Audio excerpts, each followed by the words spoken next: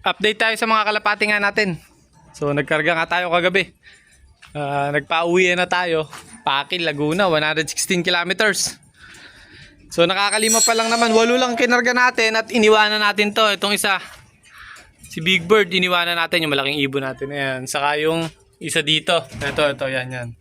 Iniwanan natin, ito. Yan.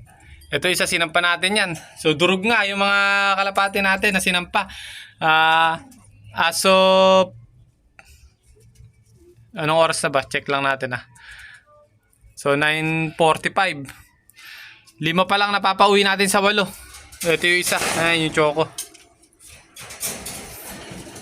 So yan yung pangalawa. Ito yung una nating umuwi. Ito magandang kondisyon na to dahil kung napapansin nyo parang wala lang siya nung mga ilang minuto pa lang. So alam nyo yung malalakas na kalapate. Talagang pag umuwi parang wala lang no.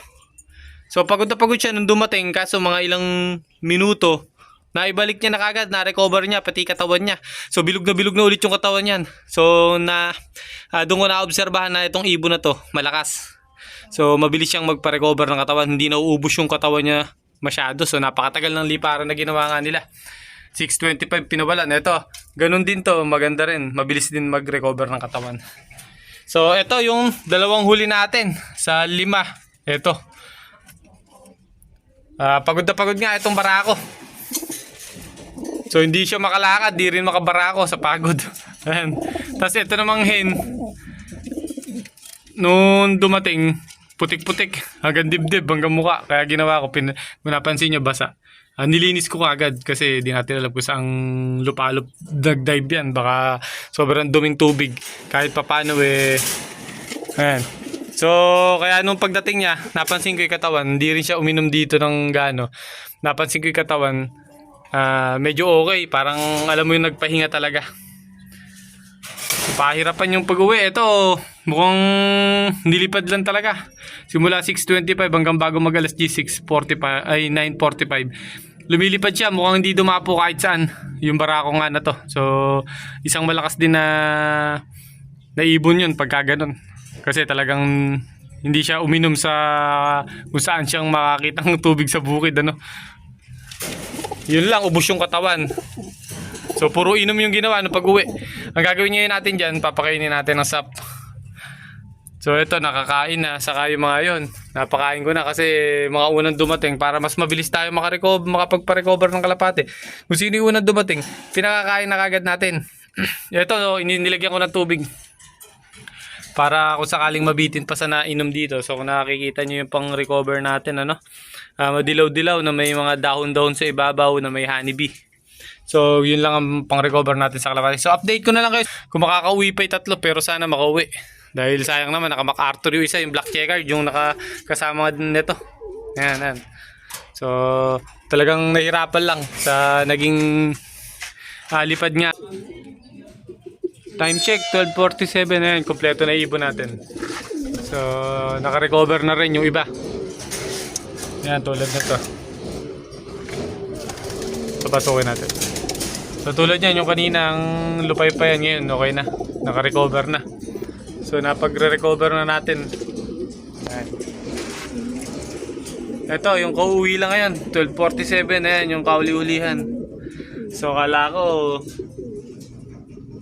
ubos na yung kalapati nga natin. Ito yung kauna-unahan.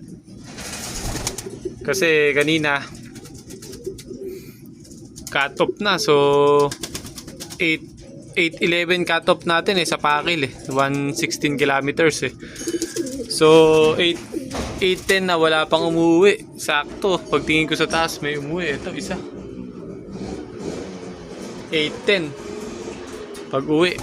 So 8:11 ko na papasok. Kung derby na nga, buzzer beater ang nangyari, 700 ang speed. So yun, natuwa lang ako dahil nakauwi naman na lahat yung mga kalapati nga natin. Okay naman na rin yung mga kondisyon, na-recover na natin. Napakainam talaga ng piniinom natin sa kanila na to. Ayan. So papalitan natin ng tubig yan dahil tanghali na So tubig naman ang lalagay ngayon natin yan. Tapos papakainin natin pamaya-mayang konti. So konti lang kasi pinakain ko kanina dyan. So ganyan kabisa yung pinapainom natin sa kanilang pang-recover, ano. So kung napansin nyo to kanina nung binidyohan nga natin, sobrang pagod na pagod, hindi makalakad. So ngayon tingnan nyo kung ano itsura. Namumulbos na, parang namumulbos na yung pakpak. Gaano kainam yung ginagamit nga natin pang recover na yan, yung pinainom natin. So kung gusto nyo nga guys mapanood yung ginagamit ko, nandiyan naman yan sa mga video nga natin, ano. So ipapump na lang, ibabump na lang ulit natin or i-repost natin para mapanood ng mga bagong nanonood sa atin, yung mga newbie. So yung mga matagal naman kasing nanonood sa atin, alam na ginagawa natin na pang recover. So yun, nakipag-away, no. So yun, hanggang dito na nga lang guys yung video natin, no? Update ko kayo. Kala ko masakir na tayo sa Pangil, Laguna ba yun? 116 kilometers. Kala ko na masakir sa truck yung ibon natin dahil pakatop na, walang umuwi. So talagang hirap lang, naging smash nga yung karera. So yun, hanggang dito na lang. Ingat kayo guys, God bless.